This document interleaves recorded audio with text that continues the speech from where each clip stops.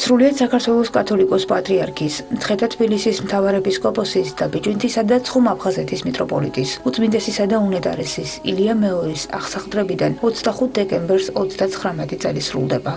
საიუბილეო თარიღთან დაკავშირებით დღეს საღამოს ლოცვას საქართველოს ეკლესიის მწყემსმთავარი ყოვლადწმინდა სამების სახელობის საპატრიარქო ტაძარში აღავლენს. კათოლიკოს პატრიარქთან ერთად თანამსახურებაში მონაწილეობას მიიღებენ წმინდა სინოდის წევრები და საქართველოში სპეციალურად ინტრონიზაციის დღესთან დაკავშირებით ჩამობრძანებული უკრაინის ეკლესიის მეთაური, მისი უნეტარესობა ონოფრე მიტროპოლიტი კიევისა და სრულიად უკრაინისა. აღსანიშნავია, რომ უკრაინის დელეგაციამ საქართველოში ჩამოაბრძანა წმინდა სპირიდონ ტრიმიფუნტელის წმინდა ნაწილები. წმინდა სპირიდონის ხსენებას მართლმადიდებელი ეკლესია 25 დეკემბერს აღნიშნავს. 24-25 დეკემბერს წმინდა ნაწილები დაბრძანებული იქნება ყოვლადწმინდა სამების სახელობის საპატრიარქო ტაძარში და მრევლს მასთან მიახლების საშუალება იქნება. სვეტიცხოვლის საპატრიარქო ტაძარში, იქ სადაც უდიდესი სიწმინდე, უფლის კვართი განისვენებს, 1977 წლის 25 დეკემბერს შედგა სრულიად საქართველოს კათოლიკოს პატრიარქის, უწმინდესისა და უნეტარესის ილია მეორის ინტრონიზაცია. მას შემდეგ 39 წელი გავიდა. საქართველოს ეკლესიის მწყემსმთავრის საზრუნავს დღემდე როგორც ყოველთვის სარწმუნოების განმტკიცება და ერის გამთრიანება წარმოადგენს. ამ პერიოდის განმავლობაში კათოლიკოს პატრიარქის ლოცვა-კურთხევით ქართველი ერის სულიერ ცხოვრებაში უმნიშვნელოვანესი ცვლილებები მოხდა.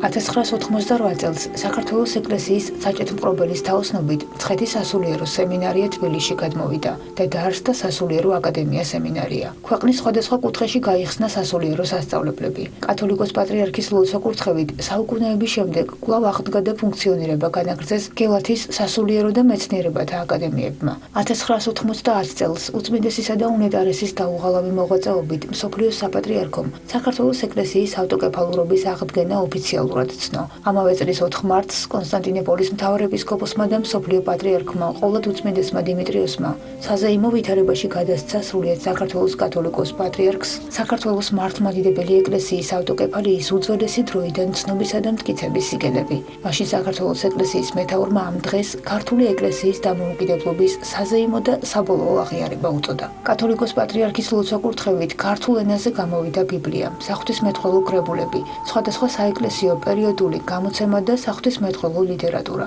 შეიქმნა საპატრიარქოსთან არსებული ხუროთმოძღვრების ცენტრი, დაარსდა სხვადასხვა სამეცნიერო და რელიგიური ცენტრი. 39 წლის მანძილზე მნიშვნელოვნად გაიზარდა საქართველოს ეკლესიის ეპარქიათა რიცხვი. აშენდა არაერთი ახალი ტაძარი, მოხდა არაერთი წმინდანის კანონიზაცია. აშენდა ყოვლადწმინდა სამების სახელობის საპატრიარქო ტაძარი. კათოლიკოს პატრიარქის ლოცვა-კურთხევით მახათას მთაზე ივერიის ყოვლადწმინდა ღვთისმშობლის ხატის სახელობის სამონასტრო კომპლექსის მშენებლობა დაიწყო.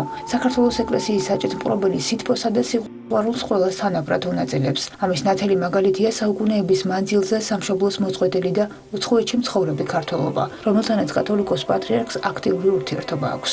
განუსაზღვრელია ღვაწლი კათოლიკოს პატრიარქისა ერისა და ეკლესიის წინაშე და ბედნიერია ერი, რომელსაც უფალმა ასეთი სულიერი მამა მოუვლინა შემწედ და მფარველად. საპატრიარქოს ტელევიზია ერთსულოვნების სახელით უდიდესი სიყვარულით, მოგრძალებითა და ბადევისცემით ვილოცავთ ჩვენს პატრიარქს აღსაყდრებიდან 39 წლის თავს და ჯანმრთელობასა და დღეგრძელობას უსურვებთ. 25 დეკემბერს საზეიმო წირვას სრულიად საქართველოს კათოლიკოს პატრიარქი ყოვლადწმინდა სამების სახელობის საპატრიარქო ტაძარში აღავლენს. წირვა დილის 10 საათზე დაიწყება.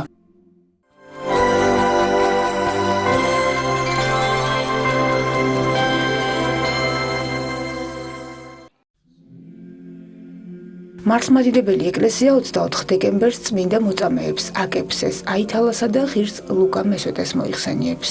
წმინდა მოწამეები სპარსეთიდან იყვნენ. აკეფსე წარმართი მსახური იყო ქალაქ არბელში. ერთხელის განუკურნებელი სენით დაავადდა და ქრისტიანმა ეპისკოპოსმა ლოცვით განკურნა. ამის შემდეგ ნეტარმა ერწმუნა ჭეშმარიტი სარწმუნოება და დაუფარავად გადაგებდა მას.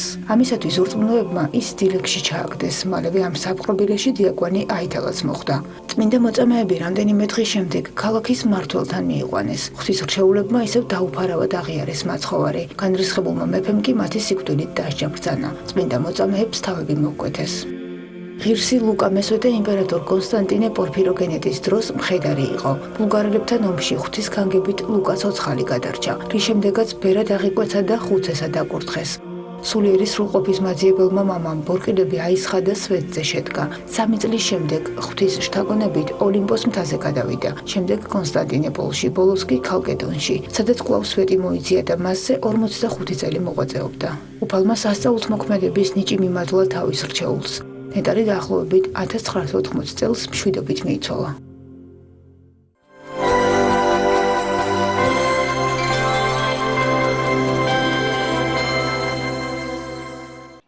თბილისის სახელმწიფო უნივერსიტეტის სტრატეგიული განვითარების ახალი გეგმა სასწავლებლის რექტორმა მედიის წარმომადგენლებს გააცნო. გიორგი შარვაშიძის განცხადებით, პროგრამა 2017 წლიდან ამოქმედდება და დოკუმენტი 4 წლიან გეგმას მოიცავს. პროექტის ფარგლებში უნივერსიტეტის ბიუჯეტში მნიშვნელოვანი ცვლილებები მოხდება. შემცირდება ადმინისტრაციული ხარჯები და სამეცნიერო პროგრამების მხარდაჭერა კიდევ უფრო გაიზრდება. 2017 წლიდან უმაღლეს სასწავლებელში სტუდენტთა უფლებების დაცვის მიზნით სტუდენტური ომბუდსმენის ინსტიტუტიც ამოქმედდება. როგორც შეხვედრაზე გახდა ცნობილი, ასევე იცვლება აკადემიური პერსონალის მიღების წესებიც. პროფესორის ვაკანსიაზე შერჩევა ახალი სისტემით მოხდება, რაც აკადემიური კვალიფიკაციის ინდიკატორის შემოღებას გულისხმობს. ინფრასტრუქტურული პროექტებისთვის გამოყოფილი არის ცალკე ხაზით მილიონი ლარი ჩვენი ხარჯებიდან. ეს არის გადაუდებელი ღონისძიებები, ძალიან ცუდ მდგომარეობაში არის ზოგადად ინფრასტრუქტურა, თუმცა ეტაპობრივად დავიწყოთ გამოსწორებას იმ მდგომარეობის, რომელიც გაგვაჩნია. საერთო საცხოვრებლის პრობლემაზე არის გარკვეული თანხები, მეორე კორპუსი, ეს არის მაღლივი კორპუსის ლიფტები და ასე შემდეგ. ანუ ბევრი საკითხები არის, რომელიც არის გადასაწყვეტი. რაც შეეხება უნივერსიტეტის პოზიციონირებას, რამოდენიმე საერთაშორისო რეიტინგში უნივერსიტეტმა გააუმჯობესა თავისი ადგილი.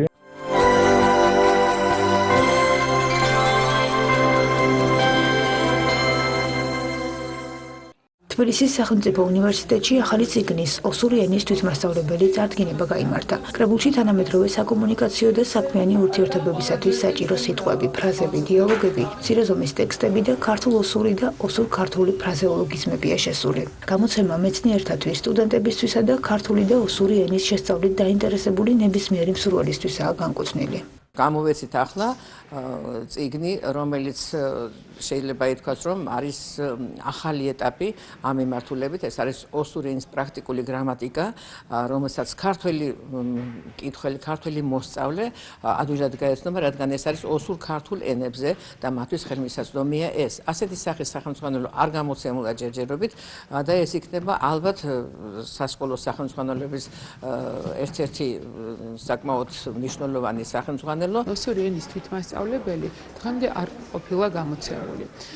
საქმე ის გახლავთ, რომ საქართველოში მცხოვრებ ოსებს, რომლებმაც იციან თავიანთი მშობლიური ენა ზეპირმეტყველების დონეზე, ხშირად უჭირთ, თქვათ, წერილობითი ასე ვთქვათ, კომპეტენციები, ასევე ის სკოლებიც, რომლებიც ფუნქციონირებს დღემდე და სადაც ოსური ენა ისწავლება, ქართული ენის ბაზაზია. შესაბამისად, ძალიან მნიშვნელოვანია, რომ ამ ენით დაინტერესებულმა ადამიანებმა შეისწავლონ ქართული ენის პერსპექტივიდან ოსური ენა, ანდა საქართველოში მცხოვრებმა, თქვათ, სხვა ადამიანებმა, სტუდენტებმა, მაგისტრანტებმა, დოქტორანტებმა, ენების სპეციალისტებმა ნახონ და შეისწავლონ ესენი სწორედ აი ამ ბაზაზე.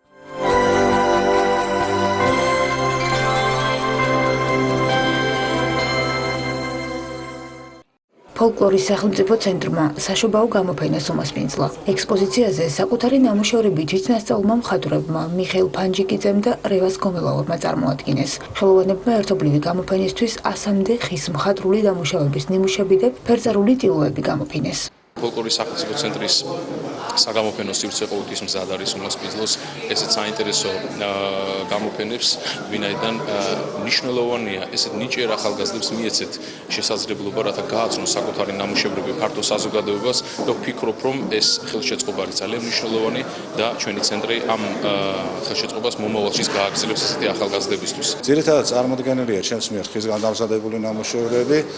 არის რამოდენიმე ფერწერული ნამუშევარი, ასევე სამკაულია ქალბატონებისათვის და ველოდები სულ ყველას გამოფენა დასრულდება 12 იანვარს.